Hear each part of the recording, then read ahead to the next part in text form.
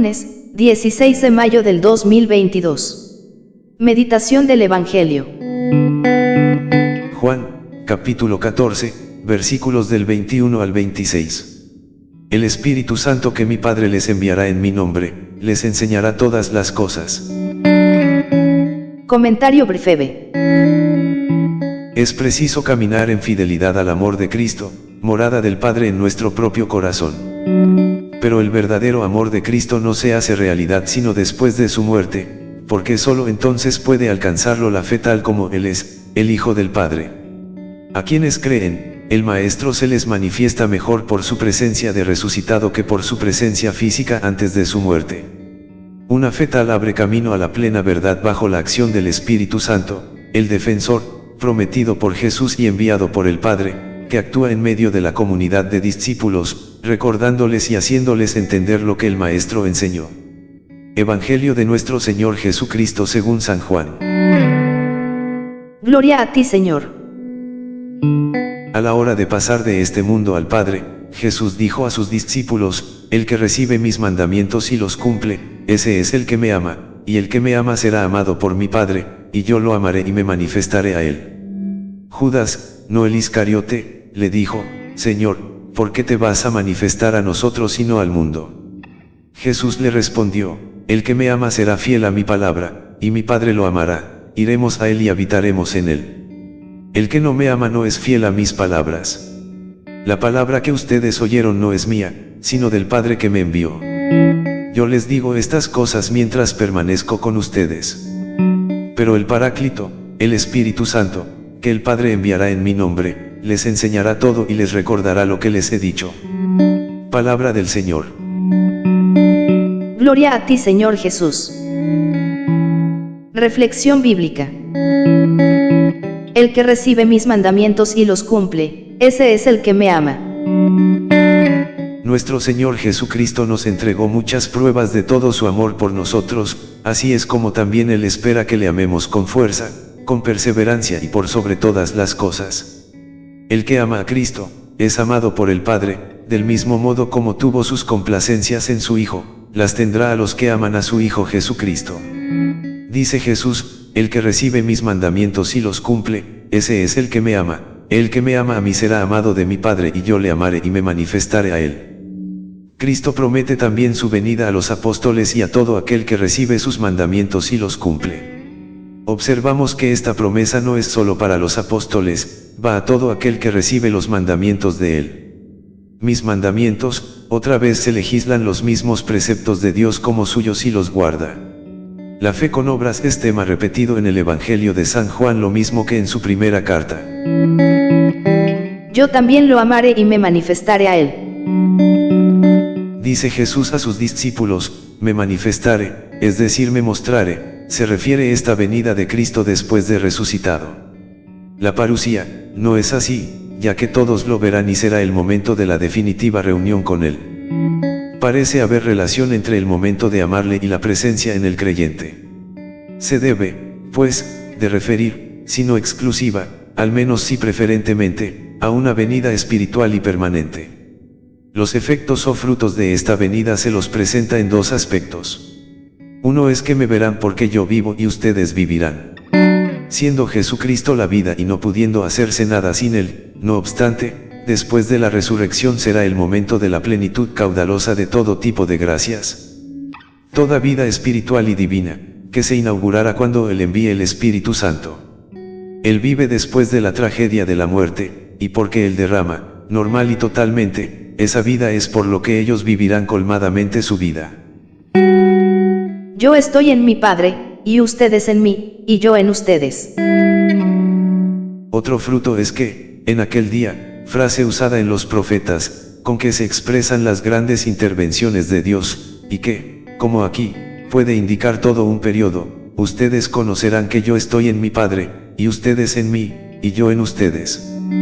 Por efecto de estas gracias que van a recibirse en abundancia después de Pentecostés, bien lo experimentaron en su plena transformación ese día los apóstoles, van a comprender por efecto de gracias de todo tipo, iluminaciones intelectuales y experimentaciones sobrenaturales, aunque en grados diversos, lo que tanto les costaba comprender en la vida de Cristo, que Él está con el Padre, que es el verdadero Hijo de Dios, que Él está con ellos como Dios y como vid, que les dispensa toda gracia, sin cuya unión a Él nada pueden sobrenaturalmente, y que ellos están en Él, por la necesidad de su unión vital de sarmientos, y como miembros del cuerpo místico. Y todo, aunque en grados diversos, sabido con certeza y experimentando de un modo íntimo y maravilloso. Si alguno me ama, guardará mi palabra, y mi Padre le amará. Le dijo Judas, no el Iscariote: Señor, ¿qué ha sucedido para que hayas de manifestarte a nosotros, y no al mundo?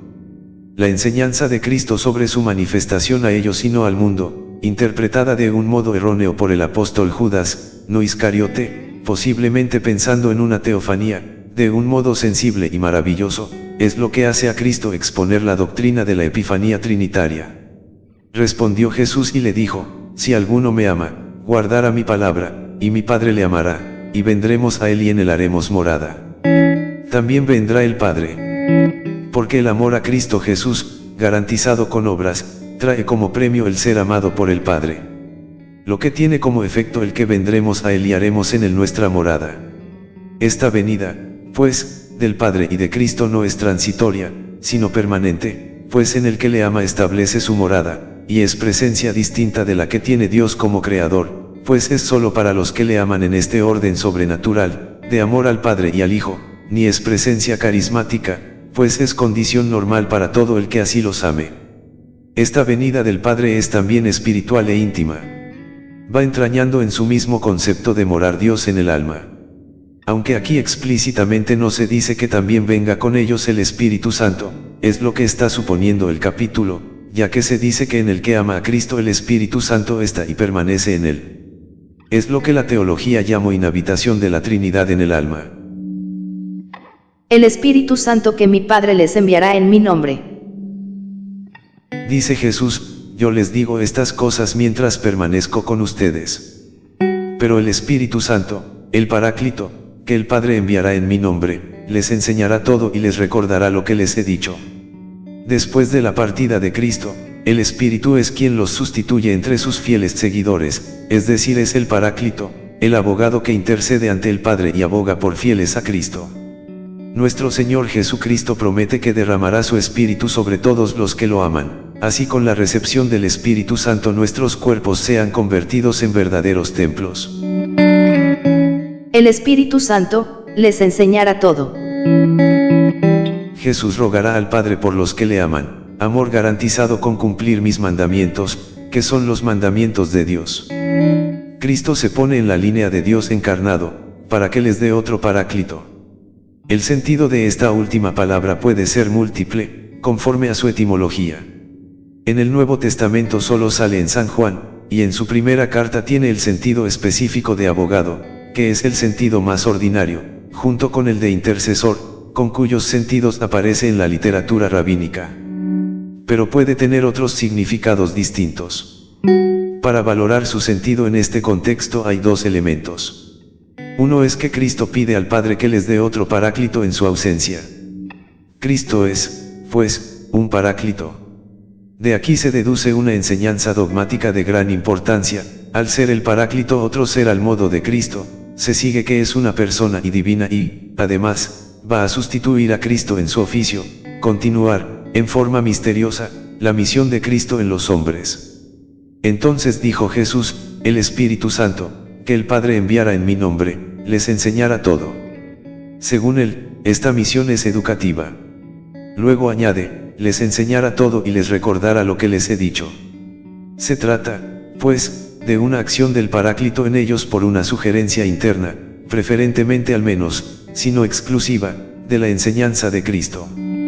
Por esta obra educativa es por lo que el Paráclito es llamado aquí Espíritu de verdad, lo mismo que por ser el Espíritu de Cristo, que es la verdad.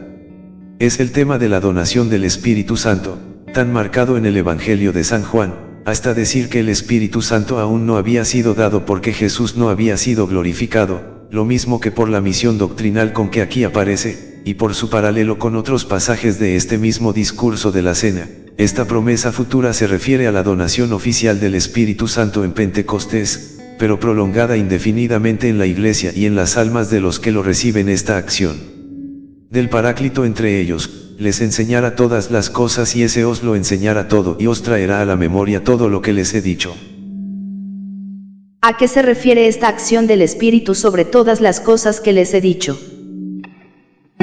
Cabrían dos precisiones, o referirse a la enseñanza que Cristo hizo a los apóstoles en su periodo terreno, incluso con las complementarias revelaciones que les hizo después de resucitado hasta la ascensión, o admitir nuevas revelaciones hechas directamente por el Espíritu a los apóstoles para completar el tesoro objetivo de la revelación. Pero el primer sentido, en su aspecto que tiene dos partes, es el que directamente está más en situación y encuentra su complemento en el lugar paralelo del capítulo 16, en el que se dice que, al venir el Espíritu en Pentecostés, comenzará su obra de llevarles, conducirles, encaminarles, hacia la verdad completa, porque no hablara de sí mismo, sino que, tomará de lo mío y les dará a conocer.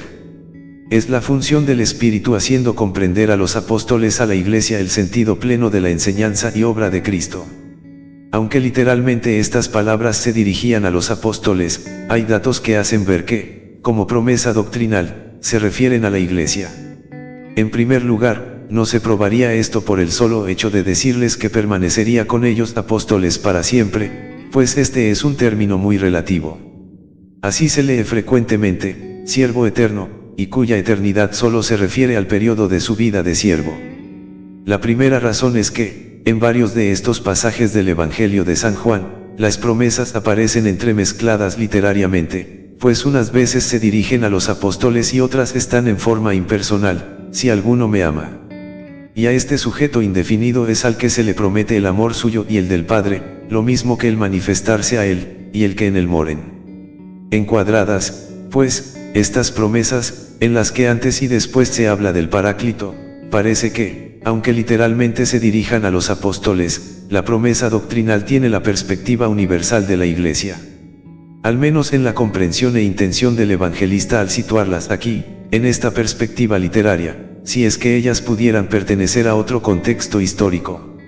Esto encuentra una confirmación en las palabras que cita el Evangelio de San Lucas después de la consagración eucarística: haced esto en memoria mía. Directamente se refieren a los apóstoles, y, sin embargo, el Concilio de Trento definió de fe que con esas palabras de Cristo no solo ordenó sacerdotes a los apóstoles, sino que con ellas preceptuó que ellos y sus sucesores ofreciesen el sacrificio eucarístico. Dios uno y trino, Padre, Hijo y Espíritu Santo, está en el interior del cristiano que vive en gracia. Quiero ser una morada de Dios buscando que mi corazón viva en la Trinidad. Un alma en estado de gracia es una casa de Dios, en donde habita Dios mismo, el Padre, el Hijo y el Espíritu Santo, Beata Isabel de la Trinidad. Él es el dulce huésped de mi alma. Jesús dijo a sus discípulos: el que me ama será fiel a mi palabra, y mi Padre lo amará, iremos a él y habitaremos en él, el Espíritu Santo, que el Padre enviará en mi nombre.